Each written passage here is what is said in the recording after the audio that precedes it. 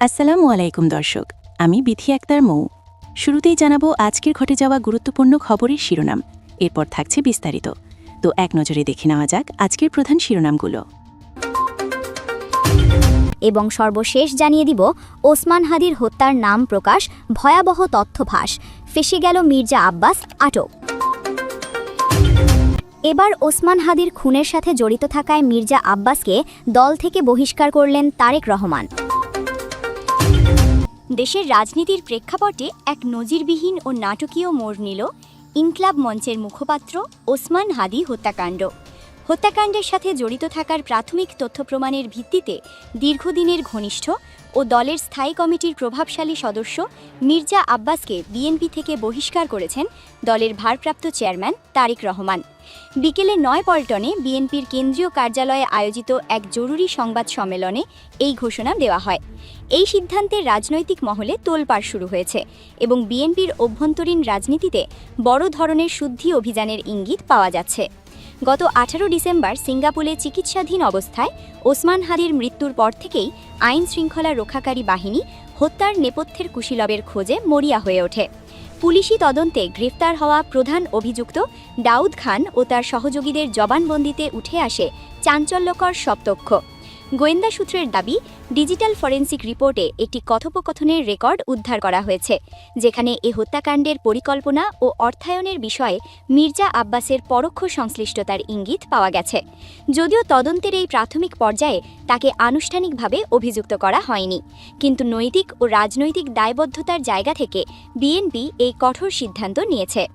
সংবাদ সম্মেলনে বিএনপির পক্ষে সিনিয়র যুগ্ম মহাসচিব বলেন, বিএনপি একটি গণতান্ত্রিক দল। 2024 সালের জুলাই বিপ্লবে আমরা যে নতুন বাংলাদেশের স্বপ্ন দেখেছি, সেখানে কোনো অপরাধী ঠাঁই নেই। সে যত বড় নেতাই হোক না কেন, ওসমান হাদির মতো একজন উদয়মান নেতার রক্ত বৃথা যেতে দেব না। ভারপ্রাপ্ত চেয়ারম্যান তারেক রহমানের নির্দেশে মির্জা আব্বাসকে দলের সকল পদ থেকে আজীবনের জন্য বহিষ্কার করা হলো। তিনি আরও জানান, তদন্ত শেষ না হওয়া পর্যন্ত বিএনপি এ বিষয়ে জিরো টলারেন্স নীতি বজায় রাখবে। রাজনৈতিক বিশ্লেষকরা মনে করছেন, এই সিদ্ধান্তের পিছনে 3টি প্রধান কারণ থাকতে পারে: জনরোষ প্রশমন, ইনকলাব মঞ্চের সাথে সম্পর্ক, দলের অভ্যন্তরীণ সংস্কার। বহিষ্কারের আদেশের পর মির্জা আব্বাসের পক্ষ থেকে এখনও কোনো আনুষ্ঠানিক বক্তব্য পাওয়া যায়নি, তবে তার ঘনিষ্ঠ সূত্রগুলো দাবি করছে এটি একটি গভীর ষড়যন্ত্র এবং তাকে রাজনৈতিকভাবে হেয় করতেই এই তথ্য সাজানো হয়েছে। তিনি আইনিভাবে এই অভিযোগ মোকাবেলা করবেন বলে জানা গেছে। খবরটি ছড়িয়ে পড়ার পর শাহবাগ ও বিজয়নগর এলাকায় ইনকলাব মঞ্চের সমর্থকদের মধ্যে মিশ্র প্রতিক্রিয়া দেখা গেছে। মঞ্চের পক্ষ থেকে বলা হয়েছে, শুধু বহিষ্কার নয়, আমরা সুষ্ঠু তদন্তের মাধ্যমে ফাঁসি চাই। কোনো রাজনৈতিক ব্যানারের পিছনে যেন খুনিরা আশ্রয় না পায়। অন্যদিকে মির্জা আব্বাসের নির্বাচনী এলাকা শাহজাহানপুর ও দক্ষিণ ঢাকায় তার অনুসারীদের মধ্যে চাপা উত্তেজনা লক্ষ্য করা গেছে। রাজধানীর গুরুত্বপূর্ণ পয়েন্টগুলোতে অতিরিক্ত পুলিশ ও বিজিবি মোতায়েন করা হয়েছে, যেন কোনো অপ্রীতিকর ঘটনা না ঘটে। স্বরাষ্ট্র মন্ত্রণালয়ের পক্ষ থেকে জানানো হয়েছে, এই হত্যাকাণ্ডের মামলাটি এখন দ্রুত বিচার ট্রাইব্যুনালে স্থানান্তরের প্রক্রিয়া চলছে। মির্জা আব্বাসকে জিজ্ঞাসাবাদের জন্য পুলিশ যে কোনো সময় নোটিশ দিতে পারে। তদন্তকারী সংস্থাগুলো খতিয়ে দেখছে এই হত্যাকাণ্ডে আর কোনো রাগবোয়াল জড়িত আছে কিনা। ওসমান হাদি হত্যাকাণ্ড বাংলাদেশের রাজনীতিতে নতুন এক মেরুকরণ সৃষ্টি করল। একজন প্রভাবশালী নেতার বহিষ্কার যেমন বিচারের পথে এক ধাপ এগিয়ে যাওয়া মনে করা হচ্ছে, তেমনি এটি দেশের প্রধান রাজনৈতিক দলগুলোর অভ্যন্তরীণ কোন্দলকেও নতুন করে সামনে নিয়ে এলো। এখন সবার চোখ আদালতের রায়ের দিকে। আসলে নেপথ্যে কী ঘটেছিল? শহীদ শরীফ ওসমান বিন হাদি হত্যাকাণ্ডের পর প্রধান অভিযুক্ত ফয়সাল করিম দেশ ছেড়ে পালাবার আগে তার বোনের বাসায় যান।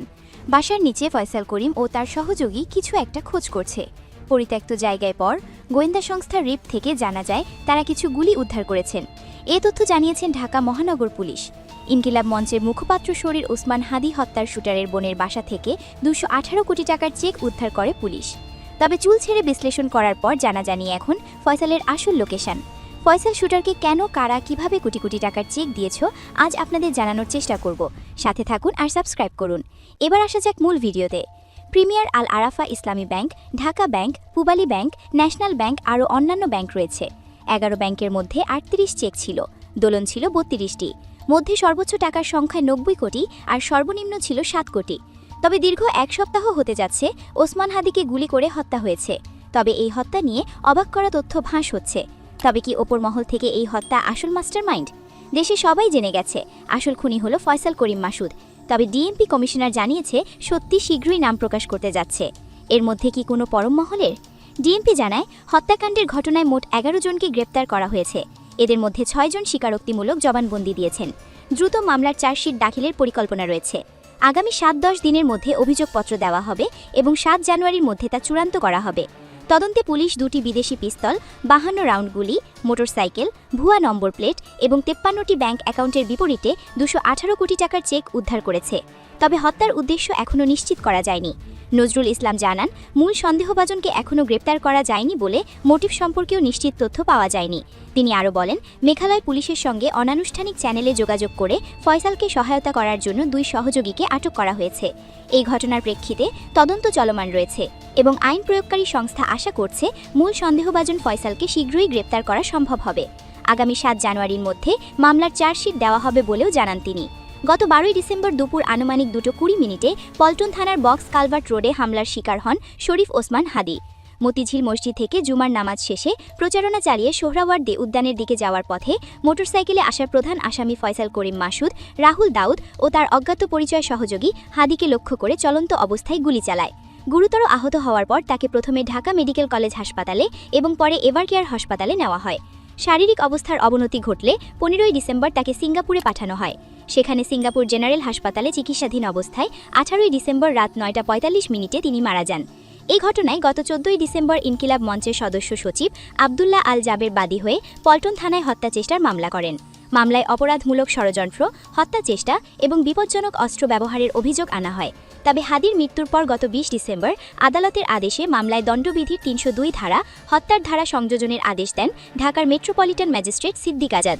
তবে এমন ঘটনা ঘটেছে বাংলাদেশে। ওপর মহলের কারো হাত থাকলে তা প্রকাশ করতে পারছেন না ডক্টর ইউনুস। কেন? তবে কি উপদেষ্টা আসিফ নজরুল ও উপদেষ্টা জাহাঙ্গীর কিছু লুকাচ্ছে? কেন বলতে পারছে না কে আসল পরিকল্পনাকারী ছিল ওসমান হাদি হত্যা করার পেছনে? আবে কেন রাজনৈতিক দলগুলো চুপ এখনো? যেমনভাবে এনসিপি নেতা নাইটি ইসলাম বলে ফেলেছেন ডেইলি স্টার এবং প্রথম আলো অগ্নিসংযোগ পিছনে উপদেষ্টা রয়েছে। কেন এমনভাবে প্রকাশ হচ্ছে না এখনও ওসমান হাদির প্রধান হত্যার পরিকল্পনাকারী? তবে দেশে কি হতে যাচ্ছে? আদৌ কি ওসমান হাদির হত্যার বিচার হবে? এই পুলিশ জানিয়েছে ওসমান হাদির হত্যাকারীর ফয়সালের শুটারের সহযোগী 2 জন আটক হয়েছে মেঘালয় থেকে ভারত পুলিশ। তবে এই দিকে এনসিপি নেতা আক্তার হোসেন বলেন, হাদি ভাইয়ের খুনের সাথে জড়িতরা দেশের অভ্যন্তরে লুকিয়ে আছে নাকি ভারতে পালিয়ে গেছে সে বিষয়ে আইন শৃঙ্খলা বাহিনী স্পষ্ট কোনো মেসেজ দিতে পারছে না। আমাদের মনে হয় রাষ্ট্রযন্ত্র কিংবা প্রশাসন এই হত্যাকাণ্ডের সাথে জড়িত রয়েছে। কারণ খুনি পরিচিত, যার সবকিছু প্রকাশ্য, তার একার পক্ষে খুন করে পালিয়ে যাওয়া কিংবা লুকিয়ে থাকা সম্ভব নয়। এখানে বড় একটি চক্র কাজ করছে। আমরা তাই দ্রুত সময়ের মধ্যে ওসমান হাদির খুনের পেছনে যে চক্র কাজ করেছে তাদের খুঁজে শাস্তির আয়তায় আনা হোক। তবে এরকম সাহস এনসিপি নেতার মতন কেউ হতে পারে না। কিন্তু তিনি যে ইঙ্গিত দিয়েছেন রাষ্ট্রের প্রশাসনের একসাথে জড়িত, কিন্তু ডাক্তার ইউনুস কেন এখনও চুপ রয়েছে? এ হত্যা হওয়ার পরও কেন প্রকাশ করতে পারছে না? তবে কি চাপ আছে? আরও জানবো আমরা। বিভিন্ন স্থানে একাধিক সিসি ক্যামেরার ফুটেজ বিশ্লেষণ করে তথ্য সহকারে জানা গেছে ফয়সাল করিম মাসুদ ওসমান হাদিকে গুলি করেছে। তবে তাকে কোটি টাকা দিয়ে তাকে কে ভাড়া করেছে এখনও পর্যন্ত জানা যায়নি।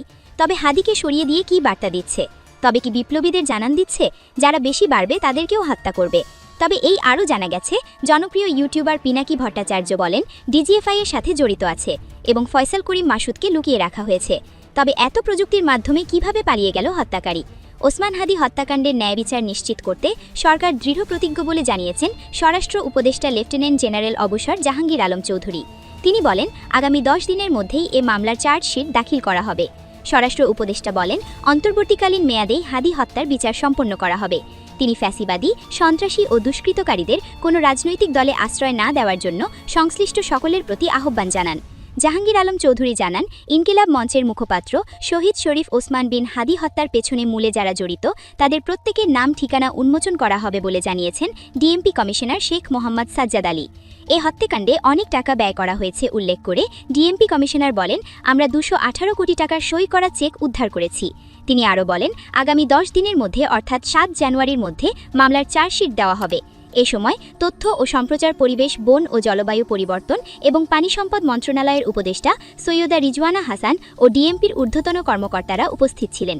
হাদি হত্যার বিচার দাবিতে শনিবার দ্বিতীয় দিনের মতো শাহবাগে অবরোধ কর্মসূচি পালন করেছে ইনকিলাব মঞ্চ। এর আগে শুক্রবার ২৬ ডিসেম্বর দুপুরে জুমার নামাজের পর ইনকিলাব মঞ্চ ও জুলাই মঞ্চের নেতাকর্মী সহ সাধারণ শিক্ষার্থী ও জনতা ঢাকা বিশ্ববিদ্যালয় কেন্দ্রীয় মসজিদ থেকে বিক্ষোভ মিছিল নিয়ে শাহবাগ মোড়ে এসে অবস্থান নেন। এরপর অবস্থান কর্মসূচি শুরু হলে অংশ নেন সমাজের বিভিন্ন স্তর ও পেশার মানুষ। ওসমান হাদি গুলি করে হত্যার ঘটনায় আদালতে সাক্ষ্য দিয়েছেন ঘটনার দিন হাদিকে বহনকারী অটোরিকশার চালক মোহাম্মদ কামাল হোসেন ৪৬। মামলার তদন্ত কর্মকর্তার আবেদনের প্রেক্ষিতে ঢাকার মেট্রোপলিটন ম্যাজিস্ট্রেট মোহাম্মদ জামশেদ আহমেদ বৃহস্পতিবার ২৫ ডিসেম্বর তার জবানবন্দি রেকর্ড করেন।